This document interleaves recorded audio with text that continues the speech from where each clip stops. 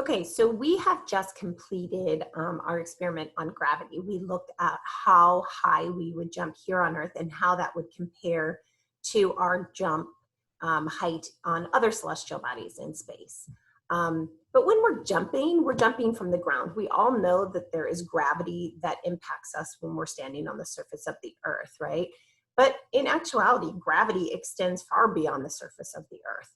And so one way I thought is cool to look at this, just as a fun exercise, is to watch the video of Felix Baumgartner. And if you don't know who he is an Austrian base jumper. He does wild and crazy stuff. And one thing that he did in 2012 is he jumped from over 24 miles above the Earth's surface. So I'm going to just share my slides with you. I'm going to show you a couple slides.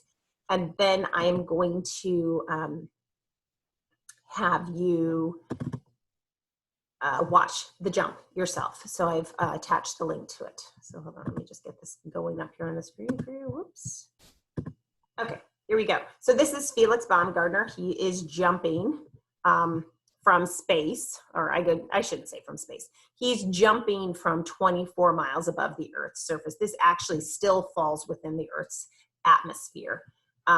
You can see he's wearing, though, a spacesuit, and that is because when you go that high in the air, you don't have the same amount of oxygen and whatnot that you need in order to survive. So he was wearing a spacesuit, which gives the impression that he was jumping from space. They often say that he jumped from the edge of space, actually. That was sort of the tagline they used during it. But if we were to look at where did he actually jump, he jumped from the layer of the atmosphere that is called the stratosphere. So it's right in here.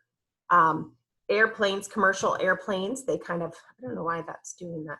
Commercial airplanes fly down lower than that right here in at our troposphere boundary. But he was up here in the stratosphere.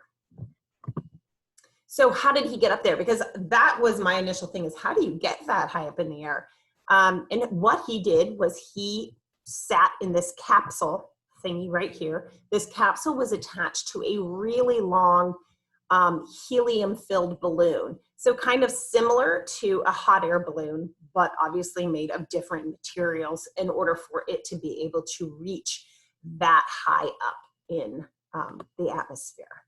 Okay, so if we were to look at it from this angle, here's the little capsule right here attached to this really long balloon. This is what it looked like in real life. So here's the tiny little capsule, and here is this long helium-filled balloon.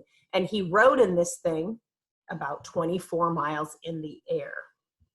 Okay, once he got to the right level, which was about 128,000 feet, he actually came out of that capsule and he jumped down to Earth. So what I'll have you do next is go ahead and click on the link to the video. It's just a few minute video. His fall actually took over 4 minutes, 4 minutes and 19 seconds for him to make it all the way back to the Earth's surface. But the video is a little bit shorter than that, so it kind of cuts out some of that time in there. So go ahead, enjoy. It's a very, it's a huge thrill. It's not something I would never do, but maybe if you like thrills, then maybe this is something you'd like to consider. He did set the record for highest jump. So enjoy the video.